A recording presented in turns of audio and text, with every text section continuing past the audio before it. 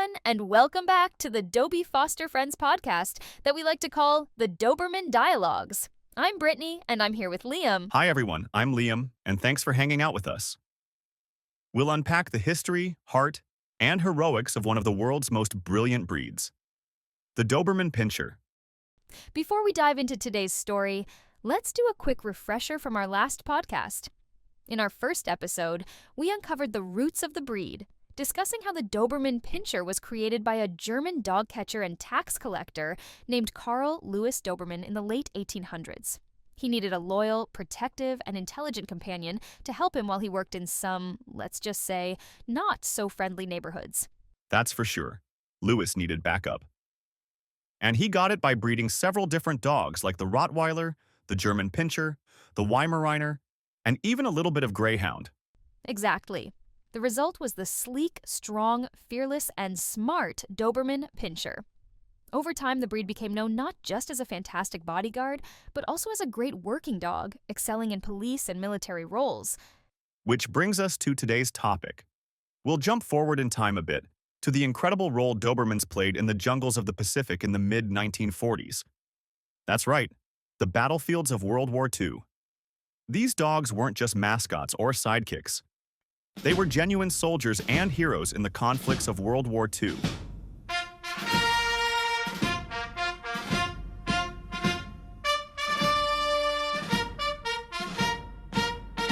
The Doberman Pinschers were heavily used by the United States Marine Corps in the Pacific Theater. They were often affectionately referred to as the Devil Dogs. The term Devil Dog was originally a nickname for the Marines during World War I by the Germans, but Dobermans earned that same nickname for their bravery under fire. In 1942, the United States military launched what they called the War Dog Program, also known as the Canine Corps, but their official title was actually the War Dog Platoon. When the Marines started training dogs specifically for combat support roles, the Dobermans were at the top of their list. That's right. When the United States entered World War II, the military didn't just deploy men and machines. They also turned to dogs. These dogs had a range of jobs. They were trained to be messengers between the various platoons and military units. They were scouts and sentries. They assisted in search and rescue ops, mine detection, and even alerted troops to ambushes. They could crawl under barbed wire, sneaking in silently, and sniff out enemy positions long before the soldiers would have spotted anything or anyone. Imagine trusting your life to your dog's instincts. It's incredible to think about the level of bond these handlers had with their Dobermans. Absolutely. These weren't just working dogs. They were partners. Some of the Marines said their Dobermans were responsible for saving entire squads. Other Marines had said that they didn't only save their lives, they also saved their sanity. Truly amazing what these dogs did for our troops, keeping them both safe and sane.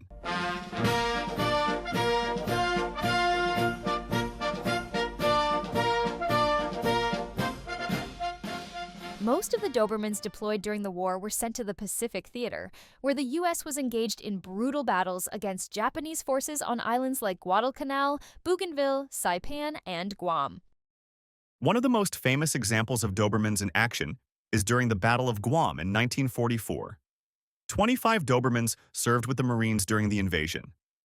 They helped secure beaches and find hidden Japanese soldiers. And it wasn't without sacrifice. Sadly, out of the 25 Dobermans that served, 13 of them were killed during the battle. Their bravery was so profound that a memorial was erected in their honor, a sacred place located in the U.S. naval base on the island of Guam. It's called the War Dog Memorial, a cemetery dedicated to the Marine war dogs who served and died in World War II. There is a statue of a Doberman standing tall, ears perked, eyes forward, exactly how they would have looked during patrol. The plaque on the bronze statue reads, "They protected U.S. forces in the dense jungles of Guam and were faithful until death." It's powerful, isn't it? It definitely is. If you ever visit Guam, we urge you to go visit this amazing memorial. These dogs weren't tools of war, they were Marines. The Dobermans of World War II most certainly proved that dogs could be more than just mascots. They were strategic assets, combatants, and guardians. They certainly were. These dogs wore their own service numbers, and some even had custom-made body armor for the dangerous jobs they did. And, on top of that, Their service helped shape modern military dog programs around the world. In today's military, working dogs still benefit from the lessons learned in the Pacific, and the Doberman's place in that history is permanent. Because they were able to cross dangerous and heavy jungle terrain easier than their handlers when it came to sending messages across active battlefields, and they could also work at night with superior vision and smell. The Doberman would quietly patrol the perimeters, alerting their handlers of any intruders with just a low growl or body tension. No barking, no chaos, just silent, focused warning. One Marine even said they could smell a sniper before a human ever saw a shadow. Training for the war dogs, just like all soldiers, was rigorous. The Dobermans and all the dogs in the program went through an intense training regiment at Camp Lejeune in North Carolina. Training included obstacle courses, attack work, message carrying, distinguishing friend from foe, and silent scouting. Being silent was very important with these dogs. They were trained to operate without barking unless absolutely necessary. Silence was and still is critical on the battlefield. Right, and their handlers were only assigned one dog for the entire deployment. That bond was key because a dog that trusted their handler was much more effective and more willing to take risks. They could even recognize traps, and there are reports that mention Dobermans alerting soldiers to hidden explosives. And another detail that I find really fascinating.